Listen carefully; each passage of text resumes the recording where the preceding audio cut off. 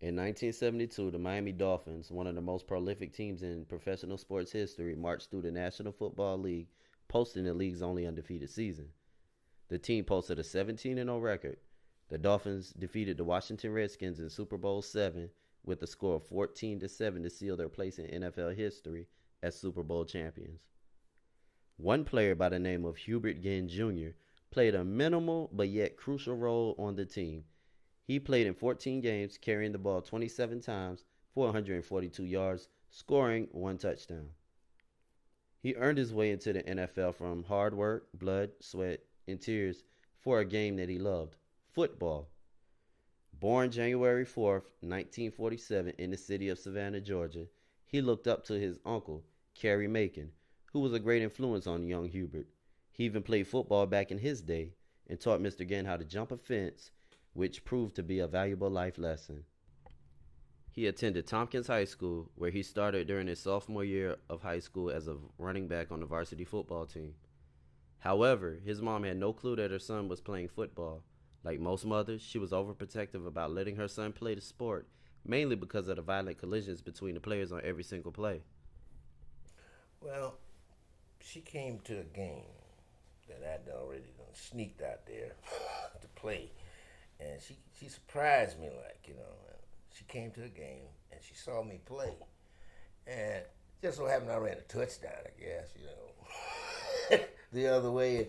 I guess she realized that, well, I guess he'll be all right, back in the day, they didn't, she thought somebody was just going to jump on her little boy and beat the crap out of him, I guess, but she really was, she ain't said nothing since, when I ran that touchdown. It was a good time. It was a good time for her, and I was glad I ran that touchdown, because she probably would have been coming out there, oh no, you can, she's going to take me off the field, but she didn't, and I appreciated that.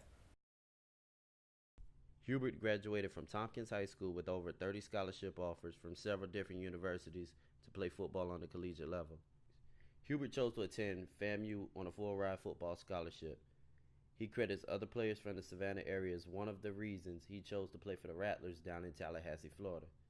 The biggest determinant for going to Florida A&M was because of their famous band, the Marching 100. However, Ginn never played an instrument. What is your biggest accomplishment while playing football for the Rattlers in college? I was All-American. I made All-American. That was the biggest accomplishment that I came out. And I was drafted by the Dolphins. That was my next move. Actually, all in all, I enjoyed playing there. We didn't lose too many games. And I liked my team and my teammates. We got along well, and we did well. We won a lot of games. After a successful 4 years on the gridiron at Florida A&M, Ginn was selected in the 1970 NFL Draft during the 9th round. He was drafted by the Miami Dolphins as the 211th player chosen. Hubert saw very little playing time as a rookie, playing behind stars such as Larry Zonka and Jim Kick. As a couple seasons passed, he earned more playing time, but it wasn't until the 1972 season, which was his most productive. Grab your thoughts regarding your former coach, Don Shula. He was a good coach. He was all right. He had a hell of a lot of ball players down there that can play, and we played together. We were competing against ourselves. You know what I'm saying? Like all NFL players, Hubert wanted more playing time and requested Coach Don Shula trade him. He was sent to the Baltimore Colts, which was a struggling team during the 1973 season.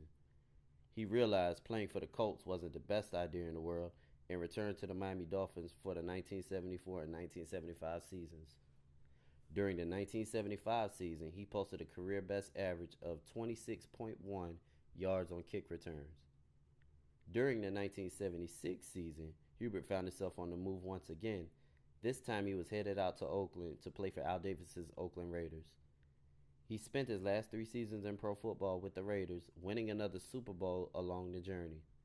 The Raiders defeated the Minnesota Vikings in Super Bowl 11 with a 32-14 final score. He had a successful NFL career.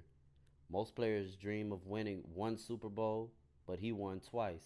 And if it wasn't for the trade to Baltimore in '73, he could have been a 3-time Super Bowl winner. The game of football took Mr. Ginn from little Savannah, Georgia to dreams as high as the sky. Like most teams, when they win the Super Bowl, they get invited to the White House by the President of the United States to visit the White House to celebrate their accomplishment. But it took that 1972 Miami Dolphins team 40 years to make that trip, which President Barack Obama welcomed the only undefeated squad. That was an exciting trip. We got to see the president and shake his hand, and he asked us questions and stuff. That was one of the highlights of my career, and my teammates as well. We enjoyed that.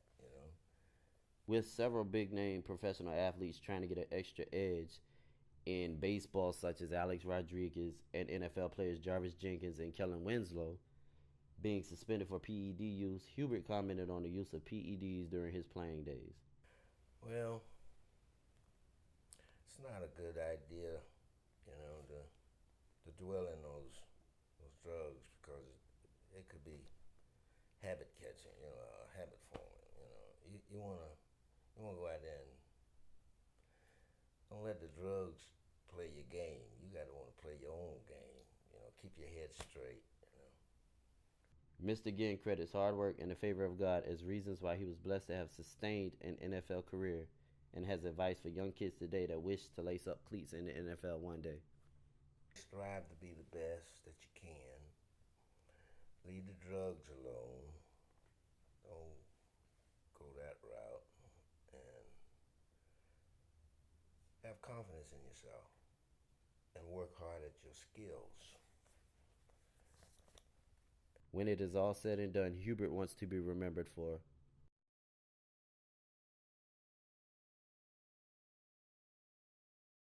that he was a hard worker, and he didn't take no stuff. I don't I don't give him no quarter on the field, man. I go for it. I play to win. Yes, sir. And that concludes the interview. Well, thank you. I appreciate your time, Mr. Ginn. You're welcome. I appreciate you doing it.